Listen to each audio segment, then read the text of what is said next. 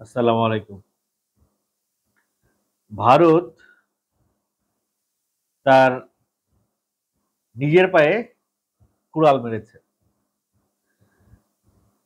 ভারত সরকার যে কাজটি এ যাবৎ পর্যন্ত করে আসছে, সেটি হলো সে তার চারপাশের বন্ধু রাষ্ট্রগুলোকে শত্রুতে পরিণত করেছে। প্রথমে নেপালের সঙ্গে সম্পর্ক শেষ করেছে, ভুটানের সঙ্গে সম্পর্ক শেষ করেছে, শ্রীলঙ্কার সাথে সম্পর্ক শেষ করেছে, মালদ্বীপের সাথে সম্পর্ক শেষ করেছে। একমাত্র বন্ধু দেশ ছিল ভারতের বাংলাদেশ, তার সঙ্গেও ভারত সম্পর্ক শেষ করেছে। স্বাধীনতার পর থেকে ভারত বিভিন্নভাবে বাংলাদেশের উপরে অধিকার জিতিয়ে আসছিল।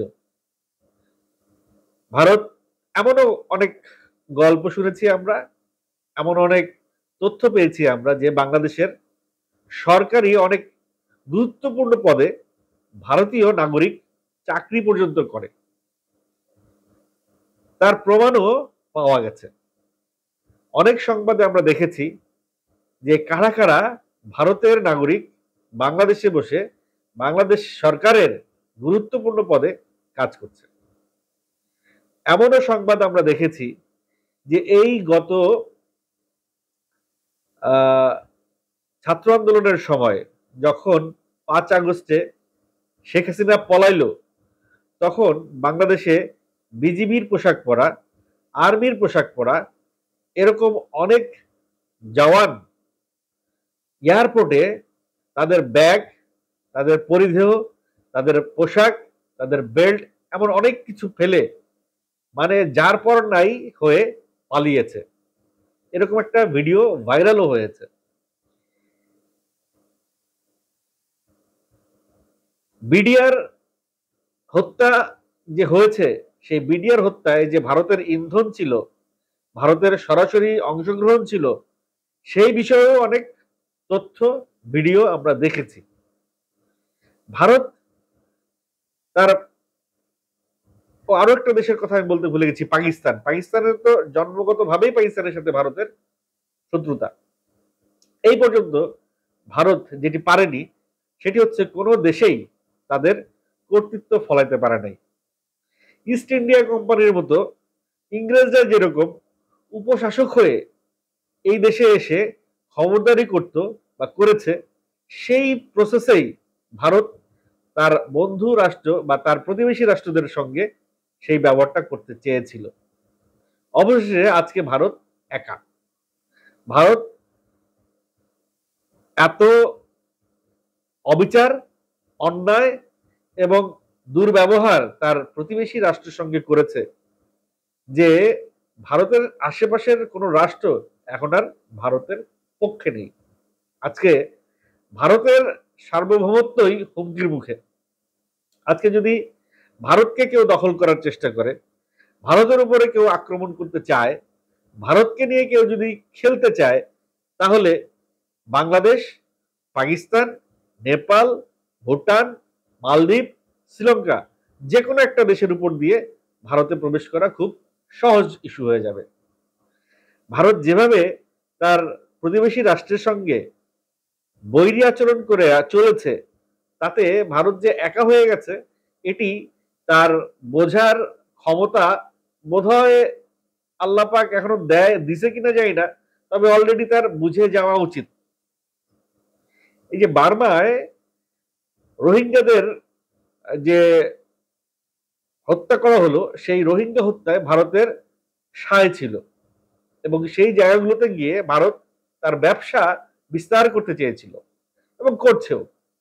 একমাত্র বার্মার সঙ্গে ভারতের কিছুটা সম্পর্ক বহাল আছে, তাও থাকবে না। আর কিছুদিন গেলে বার্মা টের পাবে যে ভারত আসলে কি জিনিস। ভারতের নাগরিকই ভারতের সরকারের প্রতি খুবই অতিষ্ঠ। অনেকগুলো ভিডিও দেখলাম, ভারতের নাগরিকই ভারতের সরকারকে সমালোচনা করছে। তারা বলছে যে বাংলাদেশে কি হচ্ছে না হচ্ছে এটি বাংলাদেশের ব্যাপার। তোমার দেশে যে আমরা মুসলমানরা প্রতিনিয়ত প্রতিনিয়ত অত্যাচারের শিকার হচ্ছি, সেই বিষয়ে তোমার কোনো নজর নাই। অথচ বাংলাদেশে মিথ্যে প্রপাগান্ডা ছাড়িয়ে হিন্দুদের উপরে অত্যাচার হচ্ছে এরকম মিথ্যে সংবাদ ছাপিয়ে বাংলাদেশ নিয়ে তুমি উদ্বিগ্ন। ভারতের নাগরিকই বলছে, একটা ভিডিওতে দেখলাম ভারতের নাগরিকই বলছে যে বাংলাদেশে 15% হিন্দু, অথচ সরকারি চাকরিতে আছে 28%-এর মতো। আর খোদ কলকাতায় মুসলমানের সংখ্যা আছে 15%-এর উপরে, অথচ চাকরিতে আছে 1%। সরকারি চাকরিতে মুসলমানরা আছে 1%। তাইলে সংখ্যালঘুদের প্রতি ভারতের যে দৃষ্টিভঙ্গি সেটি তারা দেখছে না, উল্টো বাংলাদেশে কি হচ্ছে সংখ্যালঘুদের নিয়ে সেটি নিয়ে তার মাথা ব্যথা।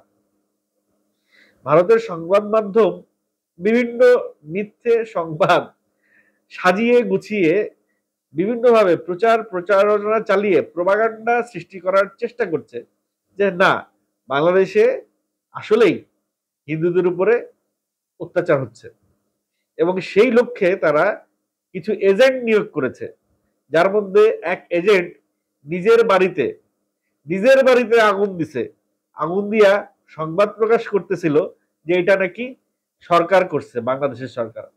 এবং সেই বাড়ির প্রতিবেশীরাই দেখলাম সংবাদ মাধ্যমে সত্যটা প্রকাশ করে দিল, বলল যে সে এই কাজ নিজে করছে এবং এখানে তার কোনো ক্ষতি হয় নাই, জানমালের কোনো ক্ষতি হয় নাই, কয়েকটা ঘর নিজের টাকায় বানিয়ে সেখানে আগুন দিয়েছে। মন্দিরে নিজে নিজে ভাঙচুর করে তারপরে মিথ্যে সংবাদ প্রকাশ করেছে যে এটি নাকি এই সরকারের লোকজন করেছে।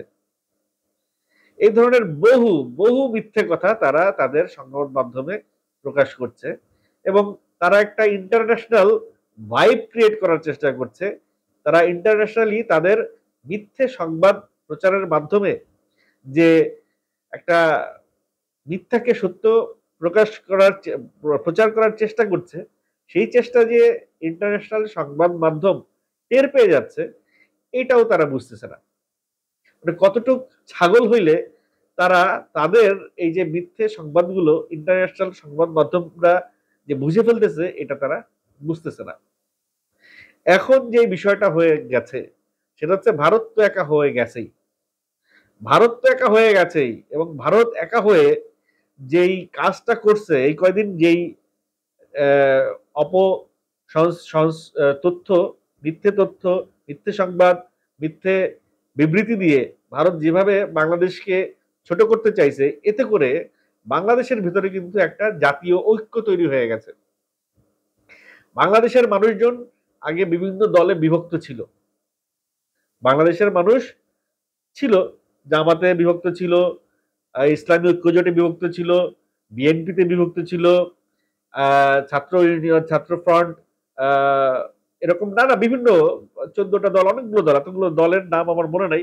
বিভিন্ন দলের বিভিন্ন মতবাদ ছিল, সব দল কিন্তু এখন এক মতবাদে চলে আসছে, সেটা হচ্ছে ভারত আমাদের বন্ধু রাষ্ট্র না। ভারত আমাদের বন্ধু রাষ্ট্র কখনোই ছিল না। ভারত কখনোই আমাদের ভালো চাইতো না। ভারত যেটি করত সেটি তার নিজের স্বার্থে করত। তাদেরই একজন নাগরিকের একটা ভিডিও বার্তা দেখলাম যে তিনি বলছেন যে ভারতের এই যে দুর্নীতির বাজ সরকার, এই সরকার নাকি এই একটা একটা ফেক ওয়ার তৈরি করবে, যে ফেক ওয়ার তৈরি করে তাদের বিভিন্ন অস্ত্র, গোলা বারুদ এগুলো খরচ হয়েছে এরকম একটা হিসাব দেখিয়ে অর্থ লুটপাট করবে, অর্থ আত্মসাৎ করবে। এই দুর্নীতিবাজ সরকারের এই যে একটা প্রোপাগান্ডা, এই যে একটা যে প্ল্যান, সেই প্ল্যানটাও তাদের নাগরিক উন্মোচন করে দিয়েছে।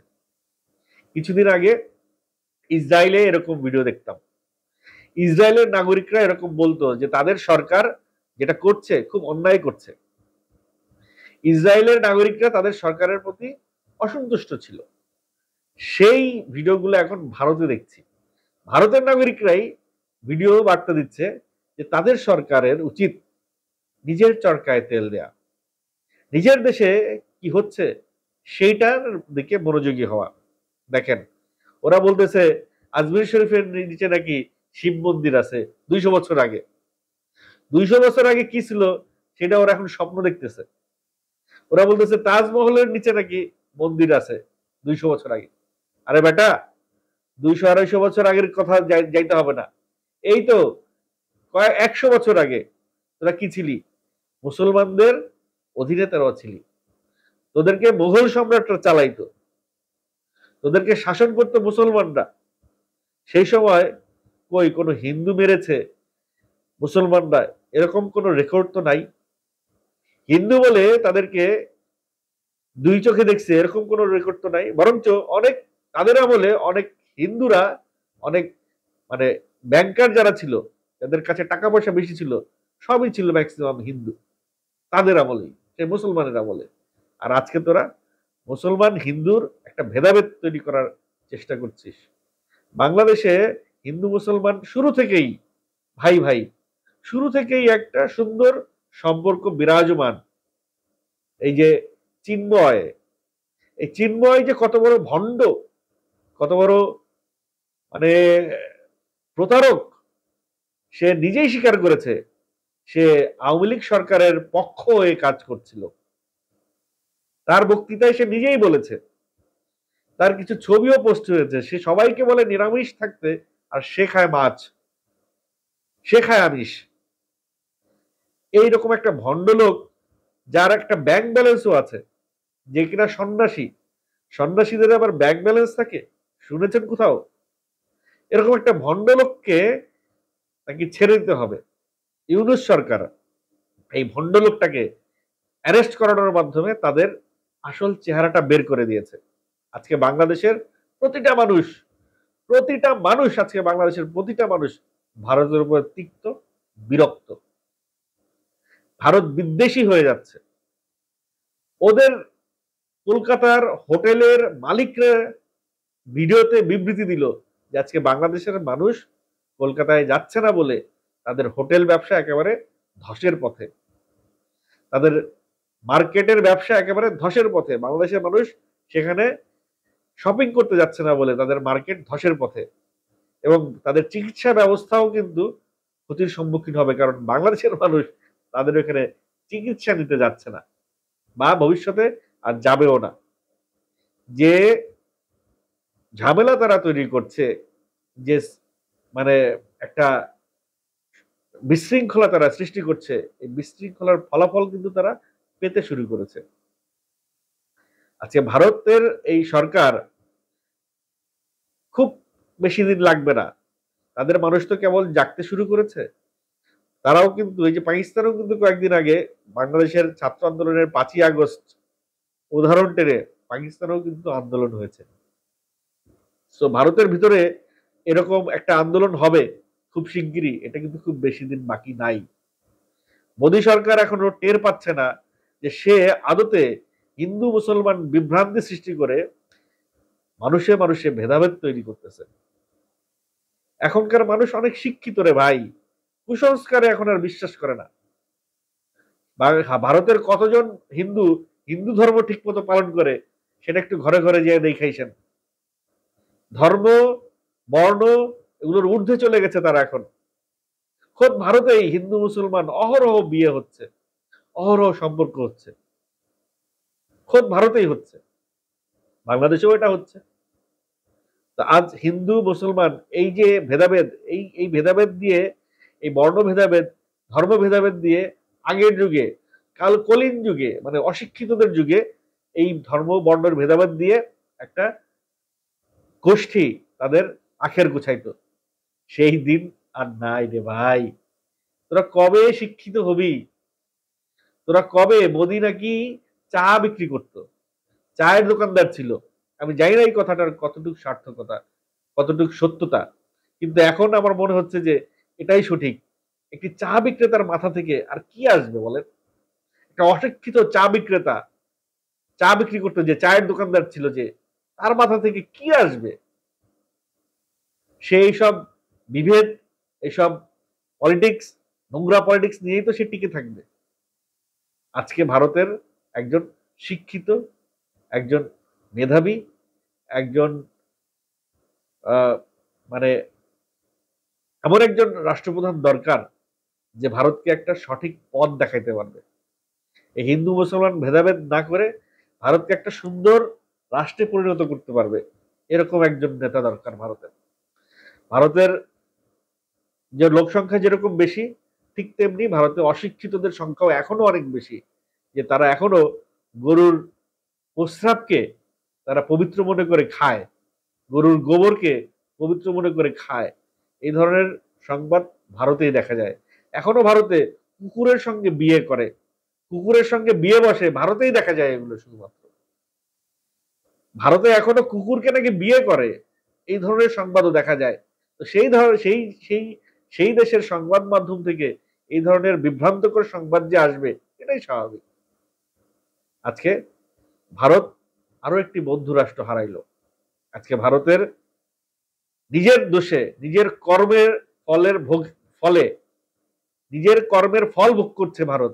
আজকে বাংলাদেশ ভারতের বন্ধু রাষ্ট্র থেকে মানে নামটা সরে গেল। বাংলাদেশের প্রত্যেকটা মানুষ এখন ভারতের প্রতি বিতৃষ্ণ।